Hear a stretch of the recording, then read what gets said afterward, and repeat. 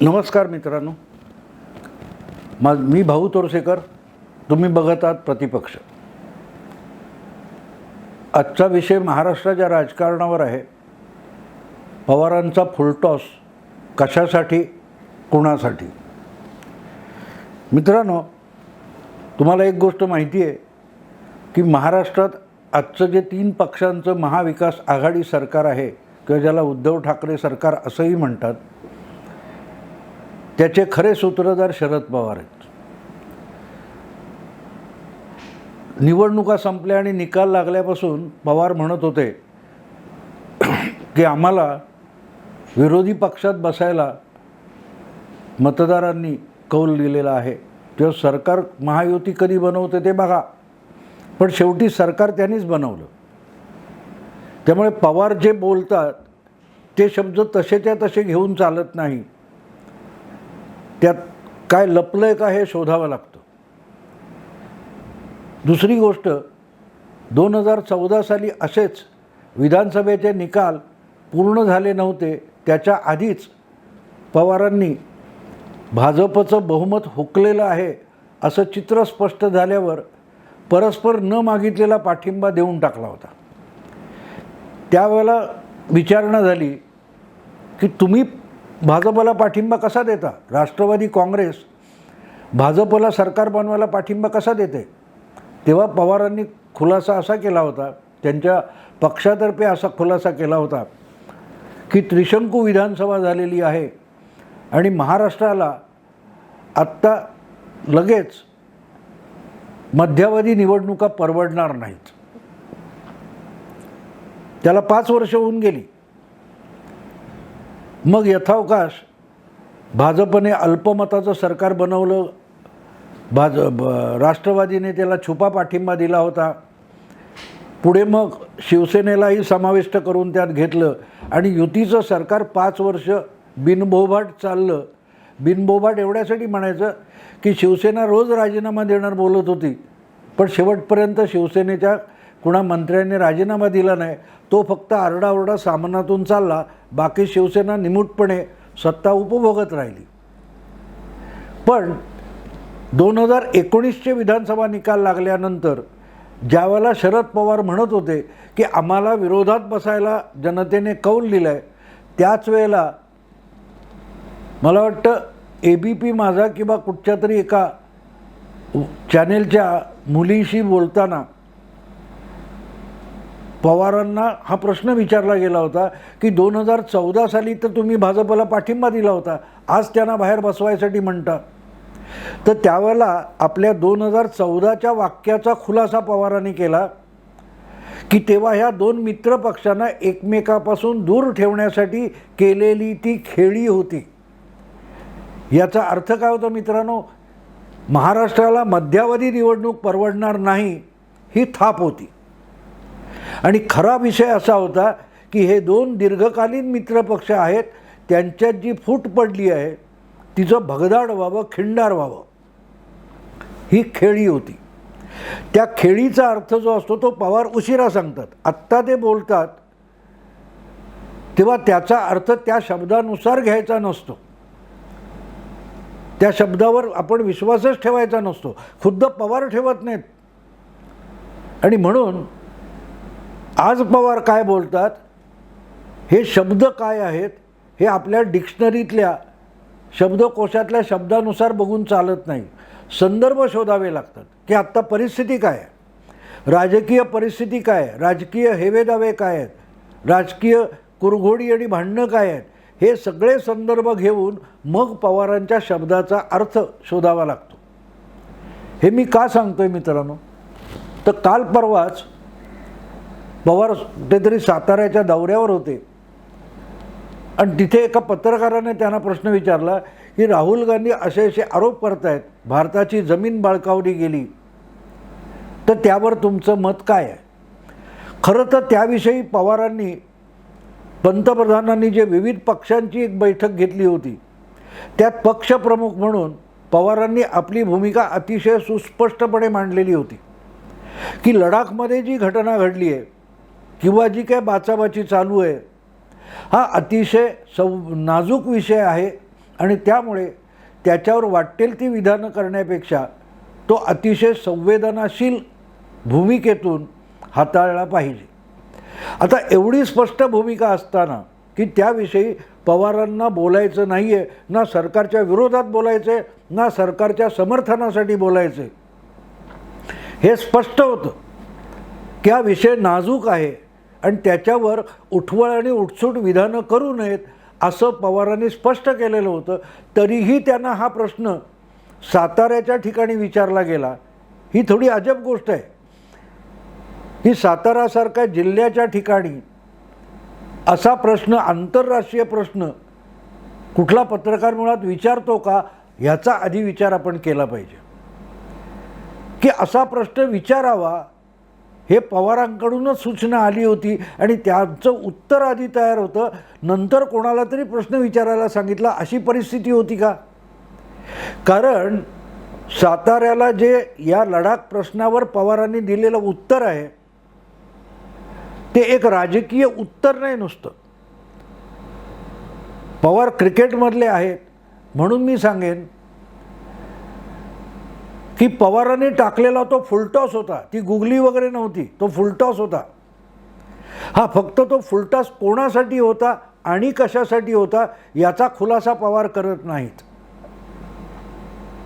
पण तो फुलटॉस होता. उघड गोष्ट होती की आज देशातला प्रमुख विरोधी पक्ष म्हणून UPA आणि त्या UPAमध्ये पवार आहेत, त्या UPAच्या प्रमुख सोनिया गांधींपासून राहुल गांधींपर्यंत एक भूमिका घेतली गेलेली आहे की सरकारची कोंडी लडाख प्रश्नावर करायची. तर त्याला छेद देणारं उत्तर त्या पक्षांच्या बैठकीत पंतप्रधानांच्या दिलं नाही किंवा सुचवलं नाही, ते उत्तर पवारांनी साताऱ्याला दिलं.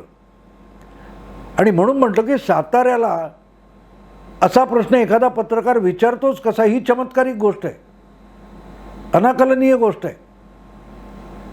पण पवारांनी तिथे अतिशय सविस्तर उत्तर दिलं, हे पण लक्षात घेण्यासारखं आहे. मुंबई किंवा पुण्यासारख्या मोठ्या शहरात नाही, साताऱ्यासारख्या छोट्या शहरातला एक कोणीतरी पत्रकार पवारांना हा इतका आंतरराष्ट्रीय प्रश्न विचारतो आणि पवार त्याचं अतिशय सविस्तर उत्तर देतात, म्हणून मी त्याला फुलटॉस म्हणतो. जे उत्तर अमित शाह किंवा नरेंद्र मोदी यांना हवं आहे तसंच्या तसं उत्तर साताऱ्याच्या त्या पत्रकार परिषदेत पवार देतात, त्याला फुलटॉस म्हणावं लागतं. की जमीन बळकावली का, तो करार नेमका काय आहे, लडाखमध्ये चीनची किंवा भारतीय सेना कुठे ये जा करते, ते दोघेही त्याच भूमीत कशी ये जा करतात आणि त्यांनी हत्यार का वापरायचं नाही, गोळी का झाडायची नाही, इतके सगळे खुलासे पवारांनी त्या पत्रकार परिषदेत केले. जणू काय भाजपच्या हाती कोलीत द्यावं, केंद्रीय भाजपच्या हाती कोलीत द्यावं अशा रीतीने पवारांनी ते सविस्तर उत्तर दिलेलं आहे. कारण जमीन बळकावली म्हणून चर्चा करायची असेल तर ती 1962 पासून करायला लागेल. कारण 1962 सालपासून आजपर्यंत किंवा नंतरच्या काळामध्ये 45,000 चौरस किलोमीटर जमीन चीनने भारताची बळकावली आहे, इतका सविस्तर खुलासा पवारांनी केला आहे.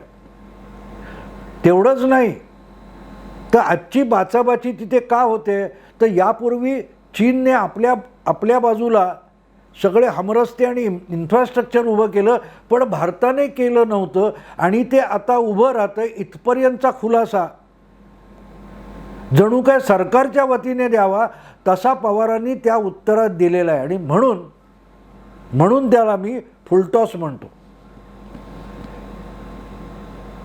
नरेंद्र मोदी किंवा मोदी सरकारला सिक्सर मारण्यासाठी टाकलेला तो फुलटॉस होता की पवार, आणि ताबडतोब तो मराठी पत्रकाराने विचारलेला आणि मराठीत दिलेलं उत्तर असून राष्ट्रीय पातळीवर लगेच ते उचललं गेलं आणि त्याच्या हेडलाईनी टाइम्स आणि इंग्लिश वाहिन्यांवर पण झाल्या, इंग्लिश राष्ट्रीय वर्तमानपत्रातून झाल्या.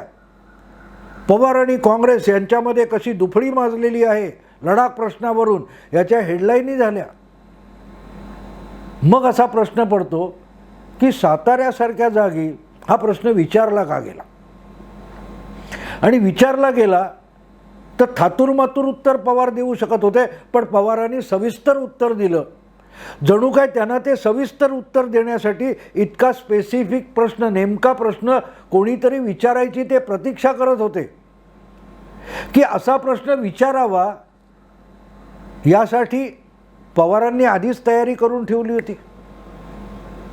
मी का फुलटॉस म्हणतोय कळतंय तुम्हाला मित्रांनो, की भाजपला आजच्या परिस्थितीत हवं तसं उत्तर किंवा भूमिका पवारांनी अनावधानाने घेतली आहे का? मला अजिबात वाटत नाही. पवार असे कधी अनावधानाने काही करत नाहीत, ते अतिशय विचारपूर्वक खेळी करतात. हा निमित्त काही वेगळं असेल, जसं 2014मध्ये मध्यावधी निवडणुका नकोत म्हणून भाजपला तोंडी पाठिंबा न मागितलेला देऊन टाकला आणि 5 वर्षाने सांगितलं ती खेळी होती, तशी साताऱ्यामध्ये पवारांनी दिलेलं सविस्तर उत्तर ही सुद्धा खेळी आहे का? महाविकास आघाडीत जे लोक बसलेत आणि जे महाविकास आघाडीचं सरकार 5 वर्ष चालवू इच्छितात त्यांनी याचा विचार करावा. त्या लोकांनी विचार केला पाहिजे. सामनाच्या कार्यकारी संपादकांनी विचार केला पाहिजे, कारण ते सुद्धा पवारांच्या हातची कठपुतळी असल्यासारखे हे सरकार बनवण्यासाठी वागलेले आहेत. आता हा आणखीन नुसता योगायोग आहे का? बिलकुल नाही. प्रसंग जोडून घ्यावे लागतात मित्रांनो, प्रसंग जोडून घ्यावे लागतात. ज्या वेळेला साताऱ्यामध्ये त्या पत्रकार परिषदेमध्ये जिल्हा पातळीवरच्या पवारांनी हे सविस्तर उत्तर दिलं, त्याच दरम्यान महाराष्ट्राच्या विधानसभेतले विरोधी नेते आणि माजी मुख्यमंत्री देवेंद्र फडणवीस यांची एक सविस्तर मुलाखत प्रसिद्ध झालेली आहे, यूट्यूबवर ते उपलब्ध आहे. आणि 80 तासांचं जे सरकार आपण बनवलं त्या सरकारची पूर्वपीठिका किंवा त्याआधी 2017 पासून भाजप आणि राष्ट्रवादी यांच्यात ज्या पडद्यामागे चाललेल्या घडामोडी होत्या त्याचा सविस्तर खुलासा फडणवीसांनी त्याच दरम्यान केलेला आहे. अर्थात ते सगळं पवारांनी झटकून टाकलं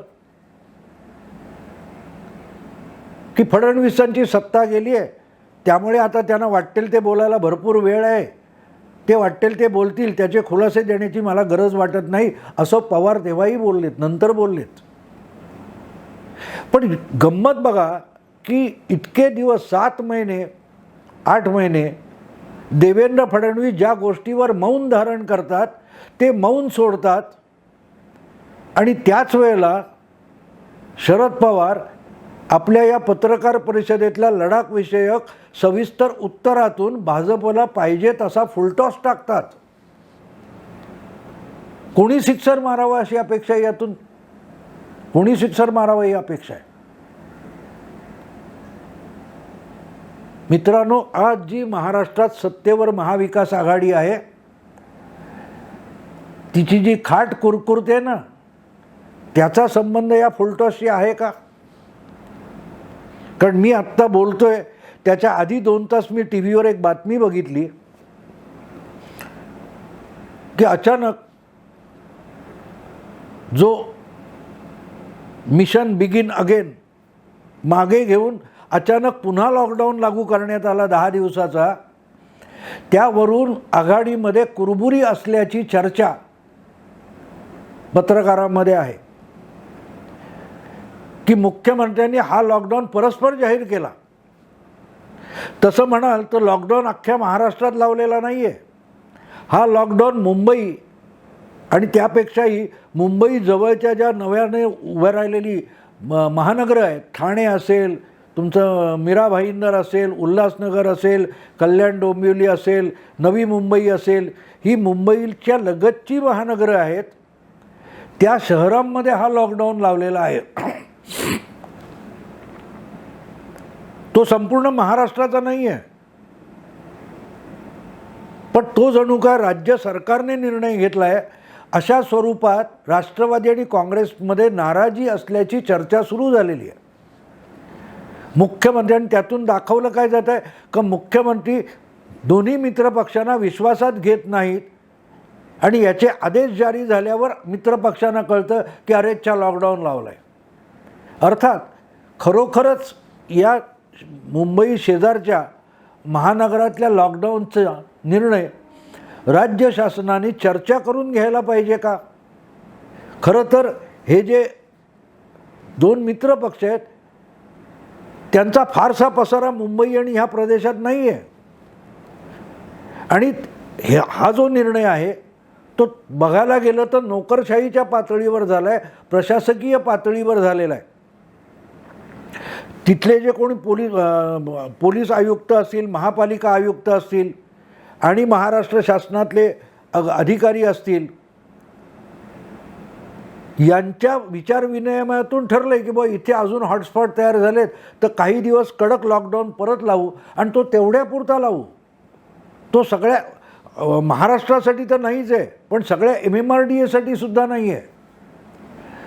मग राष्ट्रवादी आणि काँग्रेस या पक्षांनी नाराज व्हायचं काय कारण आहे? त्यांना विश्वासात घ्यायचं म्हणजे काय करायचं आहे? या इतक्या प्रत्येक बारीक मुंबई महापालिकेसारखा एक आयुक्त बदलायचा असेल तर ठीक आहे पण हे छोट्या मोठ्या बदल्या ज्या आहेत त्याच्यासाठी सुद्धा विश्वासात घ्यायचं हा आग्रह कशासाठी आहे मला कळत नाही. पण अनेकदा असं होतं की लेकी बोले सुने लागे म्हणतो ना आपण की नेम एका ठिकाणी असतो, कहीं पे निगाहे कहीं पे निशाणा. तसं या सरकारमध्ये ज्या कुरबुरी आहेत त्या व्यक्त करायला सुरुवात झालेली आहे, व्यक्त करायला सुरुवात झाली आहे आणि त्या कुरबुरींचा मुहूर्त साधून माजी मुख्यमंत्री एक प्रदीर्घ मुलाखत देतात आणि शरद पवार फुलटॉस टाकतात. मग असा प्रश्न येतो म्हणजे मी आत्ता बोलतोय त्यावेळेला मी अशीही बातमी ऐकली की ही जी नाराजी आहे त्याविषयी मुख्यमंत्र्यांशी खुद्द शरद पवार बोलणार आहेत. म्हणजे शरद पवारसुद्धा नाराज आहेत का? त्यांनाही असं वाटतंय की आपण ज्याला कमी आमदारात मुख्यमंत्री व्हायचा मार्ग दाखवला तोच आपल्यावर राजकारणातली कुरघोडी करतोय असं पवारांना वाटतंय का?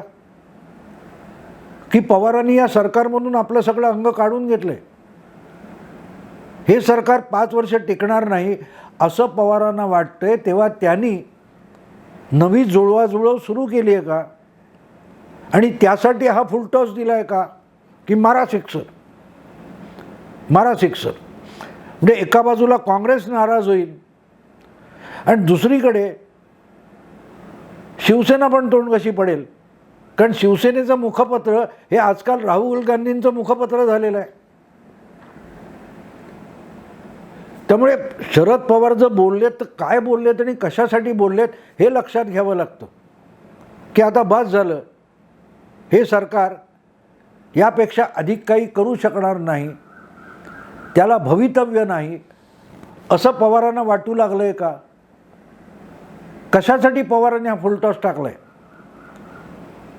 मग त्याचे धागेदोरे आपल्याला देवेंद्र फडणवीस यांच्या त्या मुलाखतीत शोधावे लागतात. आता ह्यात अडचण एक मोठी अशी आहे मित्रांनो की अजितदादा भाजपबरोबर जायला उत्सुक आहेत.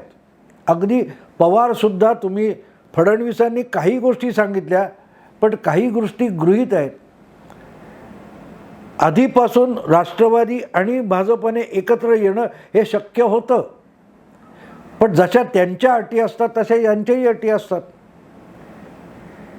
अचानक सगळे चक्र फिरलं. मी आधीच्या एका ह्याच्यात तुम्हाला सांगितलं की पंतप्रधानांना पुण्याच्या वसंतदादा शुगर इन्स्टिट्यूटचं आमंत्रण, सुवर्ण महोत्सवाचं आमंत्रण द्यायला शरद पवार गेले होते असं सांगितलं गेलं.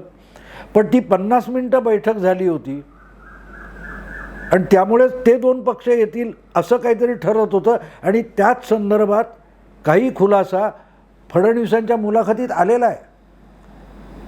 मग ते फिसकटलं कुठे हे मात्र सांगितलं गेलं नाही, ते सांगितलं गेलं नाही. माझ्या माहितीनुसार राष्ट्रवादीची अट होती की मुख्यमंत्री पदाचा उमेदवार बदला. फडणवीस हा मुख्यमंत्री राष्ट्रवादीला नको होता. भाजपचा दुसरा कोणी मुख्यमंत्री असता तर ते सरकार तेव्हाच झालं असतं. पण ते फिसकटलं आणि पहिल्यापासून सगळी 3 पक्षांची जुळवाजुळव करण्यात पुढला 1 महिना गेला. आता ती जुळवाजुळव होईल का मला माहीत नाही, कारण असं अजून तरी दिसत नाही की भाजप आपला मुख्यमंत्री पदाचा चेहरा बदलणं शक्य दिसत नाही. आणि म्हणून घालमेल दोन्ही बाजूंनी चालू आहे. पण दुसरीकडे गंमत अशी आहे की या 3 पक्षांच्या लक्षात आलं आहे की हे सरकार अधिक चालवून काही उपयोग नाही आहे. पण भाजपही ते पाडायचाच प्रयत्न करत नसल्यामुळे कोंडी झालेली आहे. आता ते पाडायचं कोणी हा प्रश्न आहे. पवारांनी पाडायचं की काँग्रेसने पाठिंबा मागे घेऊन पाडायचं, की डोक्यात राग घालून उद्धव ठाकरे यांनीच सरकार बरखास्त करून टाकायचं. समस्या तिथे येऊन अडकली मित्रांनो, कारण हा बोजा असंही होत चाललेला आहे दिवसेदिवस हा बोजा. आणि तुम्हाला आठवत असेल, यशवंत गडाख नावाचे काँग्रेसचे एक ज्येष्ठ नेते आहेत, पूर्वीचे लोकसभेचे खासदार आहेत, त्यांनी या सरकारच्या सुरुवातीला 3 पक्षांच्या सरकारच्या अगदी आरंभ काळात काँग्रेस आणि राष्ट्रवादीला इशारा दिला होता की उद्धवरावांची जास्त कोंडी करू नका, ते कंटाळले तर राजीनामा देऊन मोकळे होतील आणि तुम्हीच रस्त्यावर याल. तेव्हा तीही शक्यता नाकारता येत नाही. पण पवारांनी टाकलेला फुलटॉस बघितला तर बहुधा पवारही कंटाळलेले असावेत. कारण शेवटी एक गोष्ट आहे मित्रांनो, कितीही माध्यमांनी डंका पेटला तरी या सरकारच्या हातून कारभार सुटलेला आहे. सगळा कारभार हा नोकरशाही चालवते. सरकार राष्ट्रपती राजवट असती तरीही नोकरशाहीने चालवला असता, आणि आज 3 पक्षांचं सरकार असताना नोकरशाहीच कारभार चालवते. त्यामुळे ह्या ज्या महापालिकांचा लॉकडाऊन लावायचा आहे तो निर्णय नोकरशाहीचा आहे. मुख्यमंत्र्यांनी त्याच्यावर फक्त शिक्कामोर्तब केलं आहे. आणि माझ्या अगदी आरंभीच्या एका व्हिडिओमध्ये मी सांगितलेलं होतं, एन्जॉय मेहता या शीर्षकाचा माझा व्हिडिओ आहे, त्याच्यात मी सांगितलं होतं की डिफॅक्टो चीफ मिनिस्टर अजय मेहताच आहेत. ते मुख्य सचिव पदावरून गेले आणि CMOचे प्रमुख होऊन बसलेले आहेत. त्यामुळे परत सगळी नोकरशाही ही अजय मेहतांच्याच हातून चालते. आणि त्याची नाराजी काँग्रेस आणि राष्ट्रवादी दोन्ही पक्षामध्ये. आणि त्यामुळे भाजपने सरकार पाडावं ही मुळात त्यांची अपेक्षा आहे, पण भाजप तशी काही हालचाल करत नाही. आणि त्यामुळे ह्या सरकारची एक अजब कोंडी येऊन बसली. आणि त्यातून मार्ग काढण्यासाठी पवारांनी हा 1962 पासूनच्या 45,000 किलोमीटर जमीन चीनने व्यापली हा विषय काढून फुलटॉस टाकलाय का? कारण आता येत्या लोकसभा अधिवेशनामध्ये कुठूनही हा विषय आणला जाणार आहे, पण त्याच्यात चर्चा ही आत्ताच्या लडाखच्या झटापटीपेक्षा 1962 पासून काँग्रेसच्याच राज्यात चीनने किती जमीन बळकावली याचे सगळे तपशील बाहेर संसदेमध्ये आणले जाणार. काँग्रेसच्या चीन विषयक धोरणाचे वाभाडे काढले जाणार.